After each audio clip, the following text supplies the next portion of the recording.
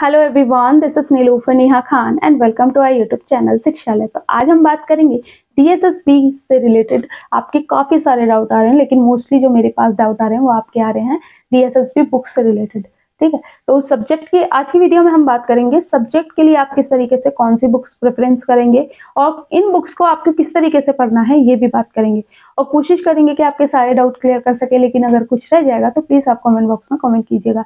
देखिए, सबसे पहले मैं आप लोगों को एक डाउट क्लियर करना चाहूंगी कि डीएसएसबी एकमात्र ऐसी संस्था है जहां कोई फिक्स सिलेबस सब्जेक्ट का नहीं है। ठीक है, अगर बात करें जनरल पेपर की, तो जनरल पेपर में आपका फिक्स सिलेबस है जो कि टीजीटी, पीजीटी और पीआरटी तीनों ही लेवल्स के लिए सेम रहता है। ठीक है, तो उसकी तैयारी, उसके लिए आपको सोर्सेस भी बड़ी जल्दी अवेलेबल हो जाते हैं। लेकिन हाँ, उससे रिलेटेड बुक्स के एक वीडियो, सेपरेट वीडियो मैं बनाऊंगी जिसमें आपको सारी चीजें अच्छे से एक्सप्लेन करूंगी कि सब्जेक्ट जनरल पेपर के लिए आप किस तरीके से कौन सी बुक पढ़ेंगे और किस तरीके से आपको तैयारी करनी है। ठीक है, लेकिन हम आज की वीडियो में बात करेंगे कि सब्जेक्ट पे आप किस तरीके से फोकस करेंगे। क्यों? क्योंकि आपको ये पता है कि डीएसएसबी में आपको 40% का क्राइटेरिया रखा गया है क्वालिफाई का। ठीक है, तो आप ऐसा नहीं कर सकते कि सिर्फ सब्जेक्ट पे ही काम करेंगे और जनरल पेपर पे नहीं करेंगे। ठीक है, क्यों? क्योंकि दोनों में ही पास होना जरूरी है। वो अलग अलग सब्जेक्ट में नहीं, आपको दोनों पार्ट्स में पास होना जरूरी है। सब्जेक्ट आपका 100 मार्क्स का आता है, पीजीटी में 200 मार्क्स का आता है।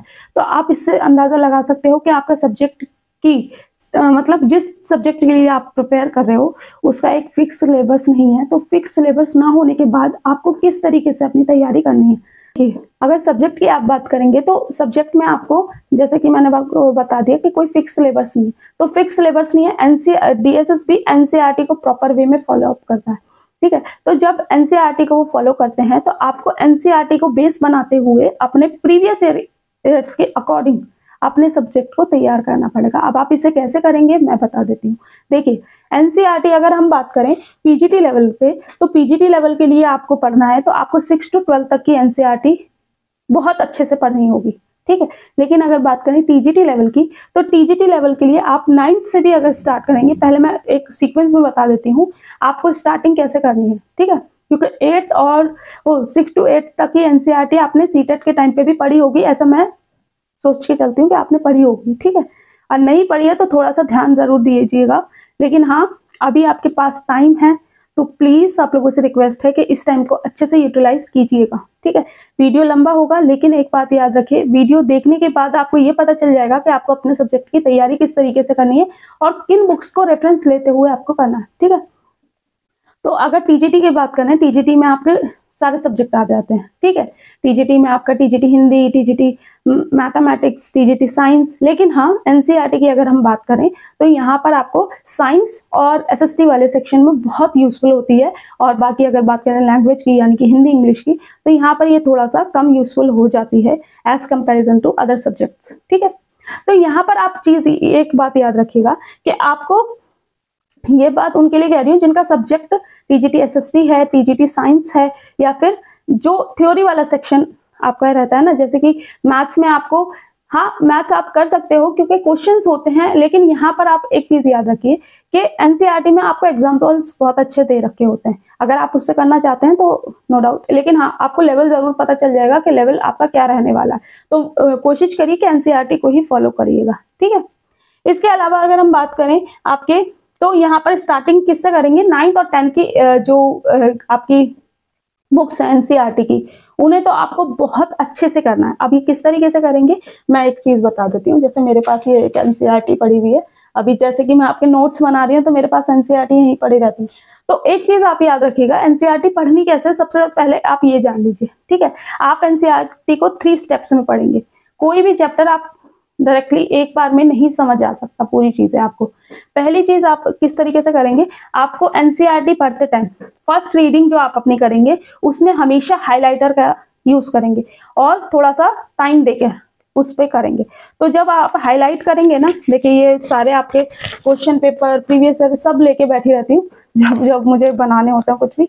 तो टीजीटी एसएसटी वालों के लिए मैं नोट्स भी प्रिपेयर कर रही हूँ, लेकिन हाँ उनमें थोड़ा टाइम लग रहा है क्योंकि आप जानते हो कि यहाँ 12 तक के लेवल के भी आपको देखने को मिल जाते हैं कई टॉपिक्स, तो उसमें थोड़ा टाइम तो लग रहा है, लेकिन होप सो जल्दी आप लोगों के लिए सारी चीजें प्रिपेयर हो जाएं। तो देखिए, जैसे कि आप मेरी ये बुक देखेंगे, तो यहाँ पर मैंने एक चीज, आपको फर्स्ट रीडिंग हमेशा हाईलाइटर से करनी है, ठीक है। तो जब आप हाईलाइटर यूज करोगे तो आपको पता चल जाएगा कि हाईलाइटर आपका, ठीक है। जब आप सेकेंड रीडिंग करेंगे तो आप पेंसिल का यूज करेंगे। देखिए ये बहुत इंपॉर्टेंट चीज बता रही हूँ, फर्स्ट रीडिंग हमेशा हाईलाइटर से करेंगे और सेकेंड रीडिंग जो करेंगे वो पेंसिल से करेंगे। क्या होगा, जब आप फर्स्ट रीडिंग करेंगे तो आपको चीजें समझ आने लग जाएंगी कि हाँ ये चीज इंपॉर्टेंट है, ये चीज इंपॉर्टेंट है, ये चीज, ठीक है। तो फर्स्ट रीडिंग में हम ज्यादा समझ नहीं पाते कि ज्यादा इंपॉर्टेंट हमारे लिए क्या है, लेकिन जब आप सेकेंड रीडिंग करेंगे तो आपको क्या होगा कि एग्जैक्ट पता चला जाएगा कि ये चीजें ज्यादा इंपॉर्टेंट है, तो उसे आप पेंसिल से हाईलाइट करेंगे। लेकिन जो आपकी थर्ड रीडिंग होगी उसे आप पेन से, देखिए यहाँ पर आपको मेरी बुक में, ये मैं अपने टाइम की बता रही हूँ, मेरी बुक में आपको पेंसिल से भी हाईलाइट दिखेगा, पेन से भी दिखेगा और हाईलाइटर से तो है ही, ठीक है। तो थर्ड रीडिंग जब आप पेन से करेंगे तो आपको एग्जैक्ट पता चलेगा कि ये पॉइंट जो है वो बहुत मोस्ट इंपॉर्टेंट है, ठीक है। ये हो गया। इसके बाद अगर हम बात करें जो इनके सबटाइटल्स है, सबटाइटल्स में आपको 3 चीजों पे बिल्कुल ध्यान देना है, कब, कहां और कैसे। मतलब कोई अगर टॉपिक दिया है तो वो कब हुआ, कैसे हुआ और कहां हुआ। अगर ये आंसर्स आपके आ रहे हैं तो आपका टॉपिक क्लियर है, ये याद रखिए, ठीक है। इसके बाद अगर हम बात करें तो एक चीज और याद रखिएगा, सिलेबस, वैसे तो मैं कोशिश कर रही हूँ टीजीटी एसएसटी का और जनरल पेपर का तो मैंने सिलेबस डाल ही दिया है, यहाँ आई बटन में आपको शो हो जाएगा, ठीक है। और बाकी कोशिश करूंगी कि और बाकी भी सिलेबस में आपके अपडेट कर पाऊं, ठीक है। पीआरटी वाला सिलेबस भी डाल रखा है। तो आपको क्या करना है यहाँ पर कि जैसे आपने हाईलाइट कर दिया, हाईलाइट करने के बाद सारा कुछ जो थर्ड रीडिंग के बाद आपको कॉपी लेके बैठना है और खुद बुक को क्लोज करना है और माइंड मैप करना। माइंड मैपिंग यानी कि आपको ये पता हो कि आप किस तरीके से आपने सारी चीजें पढ़ी और अपनी राइटिंग में कुछ लिखिएगा, जो भी आपको समझ आया उससे माइंड मैप बनाइएगा। इससे क्या होगा, वो आपको बिल्कुल फिक्स हो जाएगा माइंड में, ठीक है। लेकिन हाँ ये बहुत, एक कहते हैं ना, बोलने में बहुत आसान है, लेकिन जब आप करने बैठते हैं तो 25-25, 30-30 पेजों के एक चैप्टर होता है, उन्हें करना बहुत अपने आप में डिफिकल्ट हो जाता है और फिर आप 3 रीडिंग कर रहे हो, ठीक है। तो देखिए कोई भी चीज आसान तो बिल्कुल नहीं होती और आपको पता है कि बच्चे काफी टाइम से यहाँ डीएसएसबी का वेट कर रहे हैं और कई बच्चों ने ये मान लीजिए कि अभी से उनकी इतनी तैयारी है कि अभी मेरे पास कल ही एक बच्चे का मैसेज आया कि उसने 12th तक की एनसीईआरटी कंप्लीट कर ली है, ठीक है। अब वो मुझसे बोल रहा था कि मैम मेरे को नोट्स दे दो ताकि मैं अपनी एनसीईआरटी के साथ आपके नोट्स ऐड कर सकूं। तो आप समझ सकते हो बच्चे मतलब किस तरीके से तैयारी कर रहे हैं, ठीक है। अभी वैकेंसी नहीं आई है लेकिन उसकी एनसीईआरटी 12th तक की कंप्लीट हो गई है। तो आप ये ध्यान रखिए कि आपका इन सब बच्चों से आपका कंपटीशन है, ठीक है। फिर इसके बाद बात करें तो माइंड मैपिंग करनी है। माइंड मैपिंग से क्या होगा, वो टॉपिक फिक्स हो जाएगा अपने माइंड में। फिर इसके बाद आपको ये याद रखना है कि कोई भी पेपर, देखिए आप, ये बात मैं हमेशा कहती हूँ कि आप कितना पढ़ते हैं कितना नहीं पढ़ते ये सब जीरो हो जाएगा अगर आप एग्जाम हॉल में परफॉर्म नहीं कर पाते, ठीक। तो अपने आप को हमेशा प्रिपेयर रखना पड़ेगा कि हमें एग्जाम हॉल में किस तरीके से प्रिपेयर करना है। तो इसलिए हमेशा टाइम मैनेजमेंट के अकॉर्डिंग अपनी चीजों को लेके चलेंगे, ठीक है। इसके बाद पीआरटी वालों की अगर बात करें तो पीआरटी वाले जो बच्चे हैं उन्हें 11th और 12th की, ठीक है, साइकोलॉजी की जो बुक आती है, सोशियोलॉजी की, मनोविज्ञान करके एक बुक आती है, ठीक है, वो आप लोग जरूर पढ़ेंगे क्योंकि आपके डायरेक्टली यहाँ से क्वेश्चंस आते हैं। और हाँ पीआरटी में आपको एनआईएस बोर्ड की भी बुक्स देखने को मिलती हैं, उनसे भी डायरेक्टली क्वेश्चन आते हैं और जो आपकी बीएड डीएलएड इनसे क्वेश्चन, इन बुक्स से भी आपको डायरेक्टली क्वेश्चन देखने को मिलते हैं। तो पीआरटी में आपको एनसीईआरटी के अलावा भी कई सब्स्टिट्यूट लेके चलने पड़ेंगे अपनी तैयारी को बेहतर करने के लिए, ये याद रखिए। क्या क्या, एनआईएस बोर्ड की बुक्स, ठीक है, और आपको जो अभी आपकी एनसीईआरटी है वो 11th-12th की। फिर उसके बाद आप याद रखिएगा कि जो आपकी बीएड की या फिर कह लीजिए जो आपकी डीएलएड की जो सब्जेक्ट की बुक थी उनके टीचिंग एप्टीट्यूड वाली बुक्स, ठीक है, वो आपके लिए काफी यूजफुल रहेंगी। अब मैंने आपको बता दिया आपको एनसीईआरटी पढ़नी कैसे, किस तरीके से। एक चीज और बताना चाहूंगी कि एनसीईआरटी ही क्यों आपके माइंड में ये आ रहा होगा, ठीक है। तो जैसे मैंने आपको बताया सिलेबस जो है वो बिल्कुल भी फिक्स नहीं है। सिलेबस फिक्स नहीं है तो आपको अपनी मेहनत को थोड़ा सा और अच्छा करना पड़ेगा। क्यों? क्योंकि जब आपको सिलेबस पे थोड़ी सी मेहनत करनी पड़ेगी। तो सिलेबस अगर टीजीटी एसएसटी वाले हैं तो टीजीटी एसएसटी का मैंने सिलेबस डाल रखा है, ये याद रखिए। वो पूरा प्रीवियस ईयर के अकॉर्डिंग प्लस आपका जो एनसीईआरटी से टॉपिक पूछे जाते हैं उनके अकॉर्डिंग है, उसे जरूर देख लीजिएगा।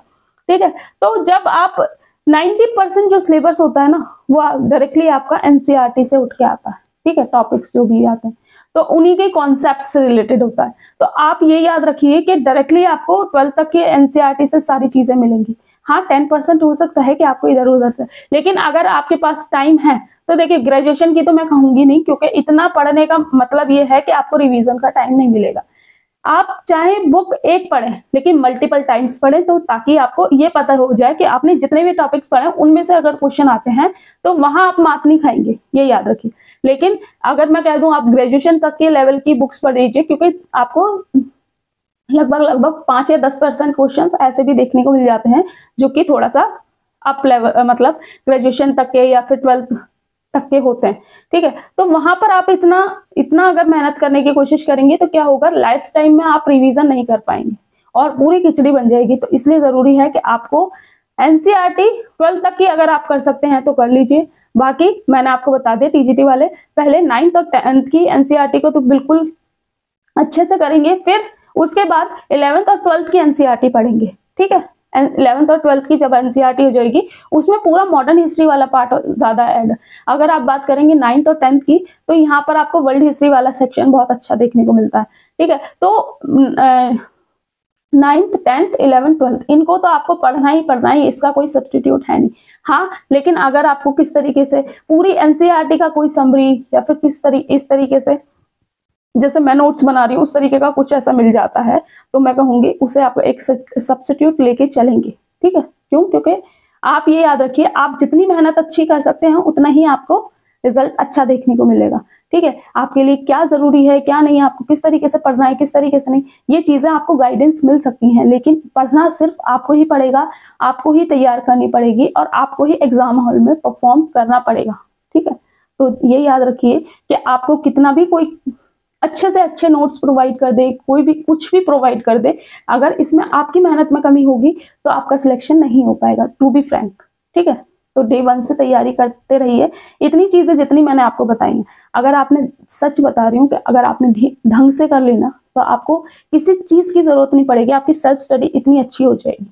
ठीक है, हाँ, लेकिन सब्स्टिट्यूट लेके जरूर चलिएगा ताकि आपकी जो तैयारी है, जैसे कि मैं अगर अपने नोट्स की बात करूं तो मैं कई टॉपिक्स में स्टैंडर्ड आपका हाई रखने की कोशिश कर रही हूँ ताकि अगर आपको कुछ चीजें एक्स्ट्रा देखने को मिले तो आप उस चीज से डील कर पाए।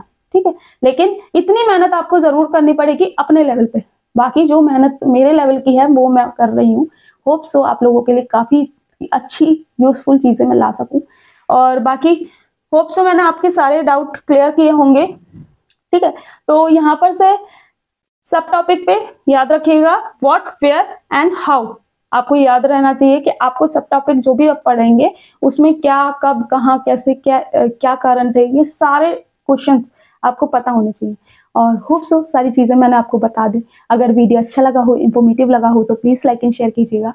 बाकी आप लोगों की एक चीज मैं कहना चाहूंगी कि देखिए, जितनी मेहनत करेंगे ना उतना आपके लिए बेटर है, क्योंकि कोई भी आपको कुछ भी दे दे, ठीक है, उससे मतलब नहीं है, लेकिन जितनी मेहनत आप अपनी सेल्फ स्टडी पे करेंगे उससे ज्यादा फर्क पड़ना। ठीक है, गाइडेंस आपको मिलती रहेंगी। यहाँ ये वीडियो हमारी खत्म होती है। वीडियो अच्छी लगी हो, इंफॉर्मेटिव लगी हो तो प्लीज लाइक एंड शेयर कीजिएगा, और प्लीज आप लोगों से रिक्वेस्ट है ज्यादा से ज्यादा इस वीडियो को शेयर करें ताकि बच्चों के जो डाउट्स हैं सब्जेक्ट को लेकर वो सारे क्लियर हो सके।